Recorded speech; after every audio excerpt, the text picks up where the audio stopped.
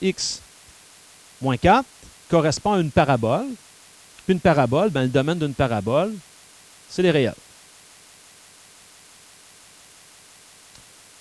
Les trois prochaines, je me rends compte rapidement que ce sont des droites. Droite oblique croissante, droite oblique décroissante. Puis ici, nulle, donc c'est une droite horizontale. Peu importe, mon domaine, c'est toujours les réels. Pas vrai. On va voir des fonctions. Par exemple, éventuellement, je vais avoir une fonction avec vous, elle va ressembler à ça. Par exemple, elle va partir d'ici, elle va faire ça.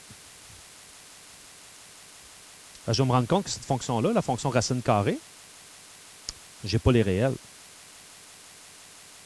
OK? Donc, ici, par exemple, je pourrais avoir 1 à plus l'infini comme domaine. Mais ce qui est intéressant avec la division de fonctions, on peut retrouver le domaine de la même manière que les autres, c'est-à-dire c'est l'intersection des deux domaines. Ce qui est commun aux deux, quand je prends deux fonctions et je les divise, bien, ce qui est commun aux deux, ça se trouve être mon domaine. Donc, le domaine du résultat d'une division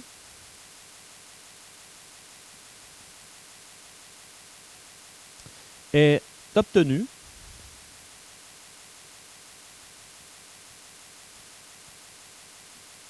en faisant l'intersection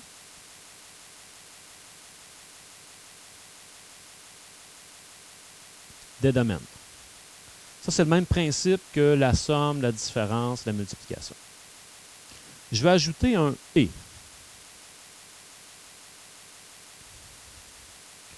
Est-ce que vous vous rappelez l'année dernière, lorsque vous avez fait la division de fonctions, la division en algèbre, il y avait quelque chose de particulier. On vous demandait de ne pas oublier de donner les restrictions. Et les restrictions, ce n'est pas une grosse bébite, cette affaire-là. C'est ni plus ni moins que d'aller chercher les valeurs où le dénominateur serait, serait 0. Donc, c'est ceux-là qu'on ne veut pas avoir. Parce qu'on ne peut pas diviser par 0. C'est juste ça. Donc, tu scannes ton problème et tes dénominateurs, tu t'assures que l'expression qui est là ne peut pas être égale à 0. Donc, dans le fond, tu cherches c'est quand qu'elle peut être égale à 0, puis tu dis je ne veux pas cette valeur-là. C'est ça les restrictions. Donc, et il faut enlever la valeur qui rend le dénominateur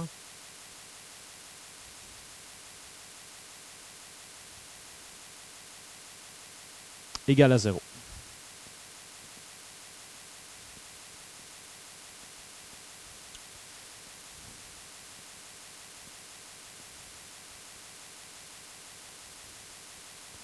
Ce sont les restrictions. Bien sûr, ce dernier bout-là, ça me prend, on comprendra, une expression algébrique au dénominateur. Si j'ai un nombre, je n'ai pas à m'en préoccuper. OK? C'est le cas de mon premier exemple. Alors, on va travailler avec nos fonctions qui sont ici. F, G, H et I. OK? Et là, ici, je vais commencer par faire le calcul de H de X divisé par I de X. Alors, ça signifie quoi? Ça signifie que j'ai moins 3x plus 6 à diviser par 3. Alors, rien de trop compliqué ici. On commence tranquillement. Chaque terme est divisé par 3. Je me retrouve avec moins x plus 2. Le domaine de cette fonction-là, qui est une division, c'est l'intersection des domaines. L'intersection des deux domaines, c'est encore les réels ici.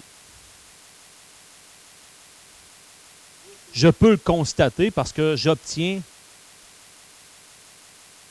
une droite. Donc, c'est encore les réels. Mehdi?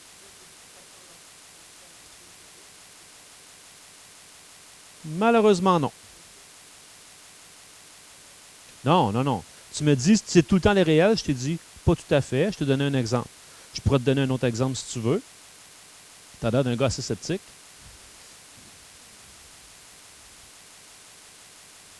On va étudier une autre fonction cette année qui va se comporter comme ça. On peut faire ça. On peut faire ça.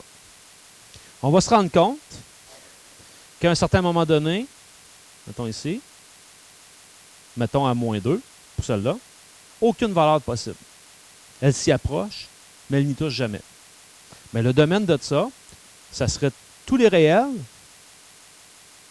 exclus -2. Donc, ce n'est pas tous les réels. Ça va? OK. Bon, on devrait avoir la paix pour un petit bout. Tant qu'il digère ça, là. OK.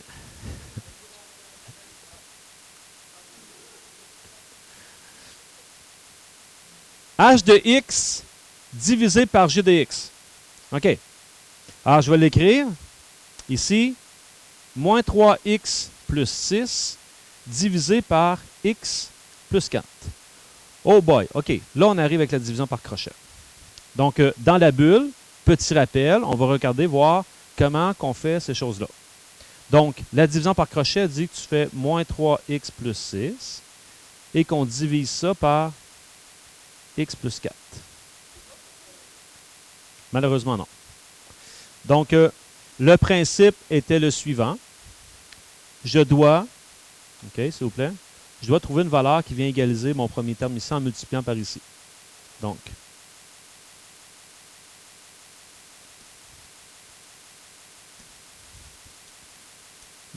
moins 3. Et là, je multiplie chaque terme. Donc, ça fait moins 3 fois x, moins 3x. Et moins 3 fois 4, moins 12. Une fois que c'est fait, on fait la différence. On soustrait. Parce que je veux savoir, il me reste quoi. Donc, les 3x s'annulent. Ça fait 6 moins moins. Donc, plus, ça fait 18. Et ici, une façon de vérifier si je peux encore diviser ou je ne peux plus diviser, je suis rendu avec un degré inférieur à mon diviseur. Ça veut dire quoi, c'est un degré inférieur à mon diviseur? Bien, ça, c'est de degré 0. Ça, c'est de degré 1. Une parabole, c'est de degré 2. Il n'y a rien que je peux trouver qui va multiplier x qui va me permettre d'éliminer 18. Alors, je pourrais dire, voilà, il y a un reste ici. Donc, on pourrait dire que la réponse, on pourrait dire que c'est moins 3 reste 18. Mais moins 3 reste 18, il y a une façon d'écrire ça. OK? Dans le fond, il reste quoi? Il resterait 18 à diviser par ça. Moins 3. Donc, il resterait 18 à diviser par x plus 4. Moins 3 entiers.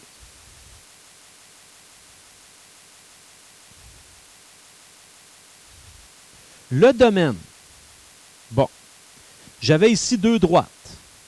Donc, on dit que le domaine, c'est l'intersection des deux. Alors, c'est les réels. Mais attention, ça se pourrait que j'ai ici des valeurs enlevées. Parce que c'est une division, mon dénominateur ne peut pas être égal à 0. Donc, je vais aller vérifier. Ici, facilement, je peux voir que c'est moins 4. Donc, je dirais que la réponse est tous les réels à l'exception de moins 4.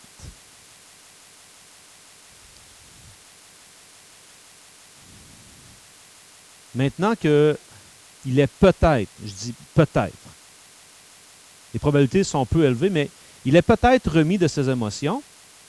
Ça, Mehdi, c'est en lien avec ça. Et ça, c'est une forme d'une fonction qu'on va étudier cette année. Et ça, là, c'est en plein une fonction comme ça. C'est une fonction rationnelle. OK? Donc, je vois que ça ne peut pas être possible à moins 4. J'avais une question en arrière, Jennifer? OK. Exemple 3. On poursuit. L'exemple 3, f de x divisé par g de x. Donc, on a ici 3x2 plus 11x moins 4 divisé par x plus 4. Bon, c'est ce que j'allais dire. Ici, il y a deux possibilités. Soit que vous essayez d'embarquer dans la factorisation, puis là, on se croise les doigts, on espère que je trouve des termes semblables au numérateur et au dénominateur. Sinon, j'y vais par la division, puis je vais arriver au même résultat. Donc, moi, personnellement, je vous suggère la division. Ouais. Ouais. Tu peux le faire, mais tu comprendras que tu pourrais réussir à le factoriser sans réussir à faire ta simplification. Donc, tu serais quand même obligé de passer par la division, et là, tu aurais un reste. OK? Donc, aussi bien d'y aller comme ça ici, 3x2 plus 11x moins 4 divisé par x plus 4. Alors, 3x, parce que 3x fois x, ce qui me donne mon 3x2 ici, et 3x fois 4, 12x. Une fois que c'est fait, il s'agit de venir faire la soustraction. Pour voir ce qu'il me reste. Il me reste moins x. Voilà. On abaisse le moins 4. Et je recommence. Et là, il faut faire fois moins 1. En faisant fois moins 1, ça fait moins x, moins 4. Ce sont deux termes pareils, donc ça va arriver à 0. Je n'ai pas de reste ici.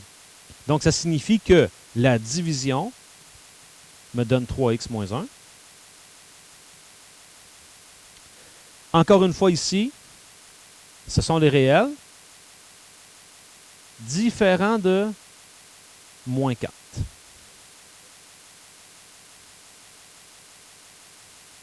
Pardon? Que vous aviez dans vos notes de cours, si on veut faire la composée de la fonction f suivie de la fonction g, ça s'écrit comme ça. G rond f. Ou, si vous voulez, g f de x. Ce sont des synonymes. C'est également un synonyme de la composée f suivie de g. Vous comprendrez que on le lit comme ça. Donc, il y en a qui vont être très à l'aise avec ça, de lire de droite à gauche. OK? Ça rappelle des bons souvenirs. Mais c'est la fonction f suivie de la fonction g. Écrit comme ça, on comprend un petit peu plus vers quoi je voulais vous faire comprendre les choses tout à l'heure. La fonction f dans la fonction g. Donc, l'expression de la fonction f, je la prends, je vais la placer à la place du x dans la fonction g. Puisque la fonction f était dépendante, par exemple, de la distance, et que j'avais la distance qui était dépendante du temps, bien, quand je prends la distance, puis je vais mettre ça dans ma fonction f, bien, mon exemple de tout à l'heure qu'on fera dans pas long, là, le coût devient dépendant du temps.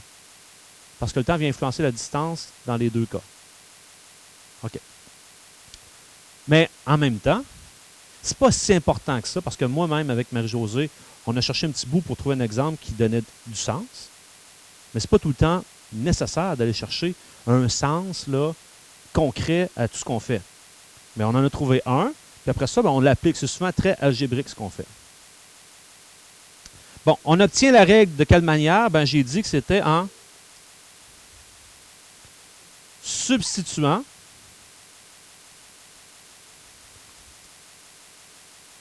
la variable x de la fonction g de x par la règle de la fonction f de x. Je peux mettre petite étoile. Bonne nouvelle, encore une fois, le domaine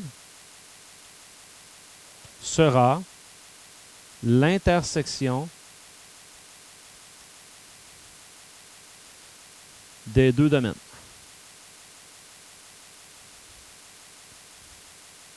Alors, je me rends compte ici, par exemple, là, quand je vais faire f rongé, là, ben, moins 3x2, c'est une parabole, ouverte vers le bas.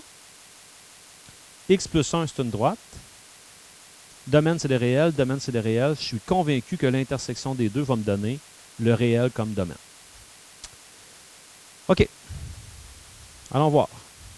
Faire f rond g de x, c'est-à-dire tu prends g de x et tu vas le mettre dans la fonction f de x. Je regarde la fonction f de x, c'est moins 3x2. Donc, je commence avec elle, ça fait moins 3. Je rencontre x. X, je vais aller remplacer ça par la fonction g de x, c'est-à-dire x plus 1, et ça, c'était au carré. Je peux le laisser comme ça, comme je pourrais écrire que ça, c'est moins 3, parenthèse, x2 plus 2x plus 1, ou si vous voulez, moins 3x2, moins 6x, moins 3. Il y en a peut-être qui préféreront la première. Elle est correcte. L'idée, c'est d'être capable d'évaluer ultimement une valeur numérique. Quand x vaut 3, par exemple, ça donne quoi? Ben, je peux le calculer directement avec celle-ci, comme avec elle, comme avec elle. Oui, Kevin.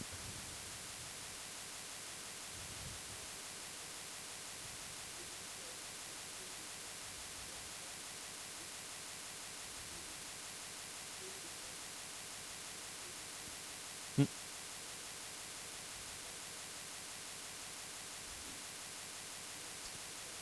Ben, ça veut dire que la fonction a, par exemple, si c'est le coût de quelque chose, normalement, le coût il dépend de la quantité.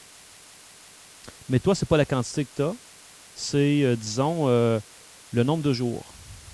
Mais tu as une autre fonction que le nombre de jours va aller influencer la quantité dans la production d'une usine.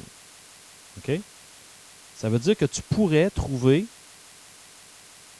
le prix, non pas en fonction de la quantité, mais en fonction du nombre de jours de production. Parce que tu vas aller mettre une fonction dans l'autre. Ben là, ici, on n'a pas de contexte, c'est plus compliqué.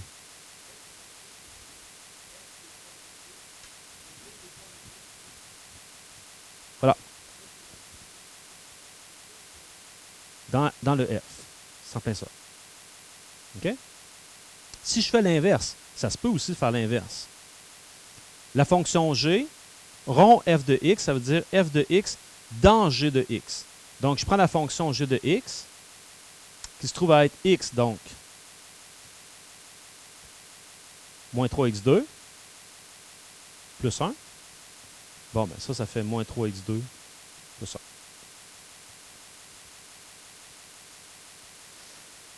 Si j'avais à faire g rond g de x, c'est-à-dire remplacer g de x dans g de x. Alors, g de x commence par x plus 1.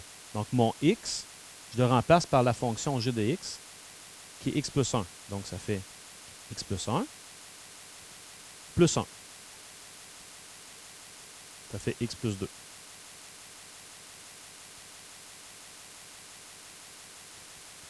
Lorsque on veut calculer, par exemple, g de f de 2, le 2, c'est x. C'est comme si tu voulais évaluer, lorsque x vaut 2,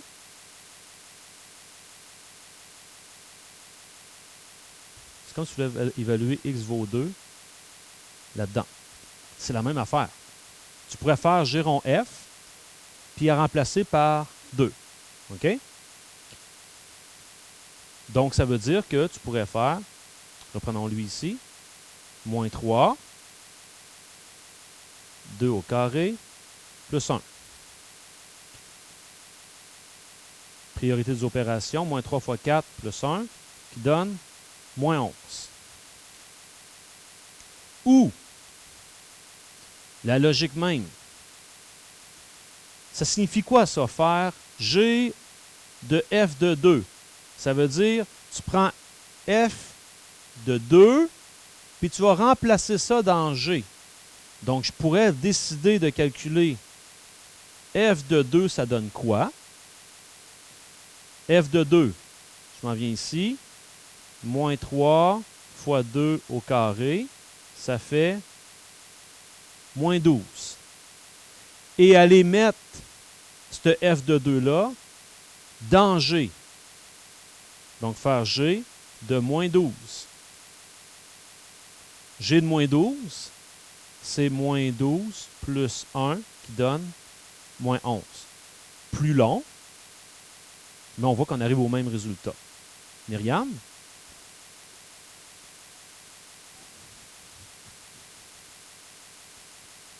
Non, non, non, c'est pas fois, là. La composée, c'est très différent de fois. Ah, mais je l'ai dit au départ. Au départ, tu as deux façons de le noter. C'est l'équivalent. Merci. Je ne sais pas pourquoi. Il me semble quand que... Ben, il y en a quelques-uns comme ça qui me posent des questions. C'est un petit peu plus stressant. F de 1. Ben, je vais aller... Est-ce que j'ai f de f? Je ne l'ai pas. Donc, je pourrais faire f de f pour commencer. F de f, c'est-à-dire moins 3. X, c'est quoi? C'est f. Donc, moins 3, x2, à la 2. Ça, c'est f de f. Pardon? Je vais aller vérifier f de x pour commencer. Qu'est-ce que ça vaut? Même principe qu'ici. Ici, j'ai été chercher g de f. Pour après ça, l'évaluer en 2. Donc là, je fais f de f pour aller l'évaluer en 1. Ça fait moins 3. Ça ici, au carré, ça devient 9x4. C'est moins 3 fois moins 3. X à la 2. À la 2, c'est x à la 4. Donc, ça fait moins 27 x4. Et là, je vais l'évaluer lorsque x vaut 1. Ça va faire moins 27, 1 à la 4, qui fait moins 27. Je ne le ferai pas ici, mais j'aurais pu faire f de 1, que ça donne, et prendre cette réponse-là, et aller la remplacer dans encore f. Je vous garantis que vous trouveriez moins 27. Oui.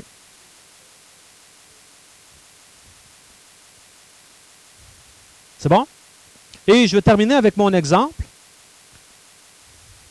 On a de la place ici dans le bas. Exemple d'application.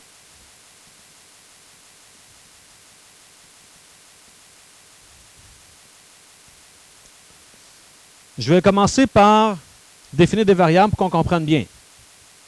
Imaginons C, consommation d'essence. Disons qu'on va être en litres. D, la distance parcourue. En kilomètres. Et T, le temps en minutes. On pourrait nous définir deux fonctions. On pourrait dire la consommation. Normalement, la consommation, c'est en fonction de la distance parcourue. Oui, bien sûr. Mais le taxi, c'est une seule fonction. C'est la distance plus un certain prix de base. Tu sais, par exemple, ça doit être rendu à quoi? 1,25, 1,35 du kilomètre, plus un montant forfaitaire. Bon. Mettons que je vais écrire la consommation en fonction de la distance. Ça pourrait ressembler à quelque chose comme ceci. Donc, la consommation est égale à 0,08 8 sous du kilomètre. Ça ici, c'est ça que ça veut dire. Et je pourrais dire la distance correspond à 0,12 fois le temps au carré. Donc, la distance que je parcours, elle est en fonction du temps. Alors, avec ce contexte-là,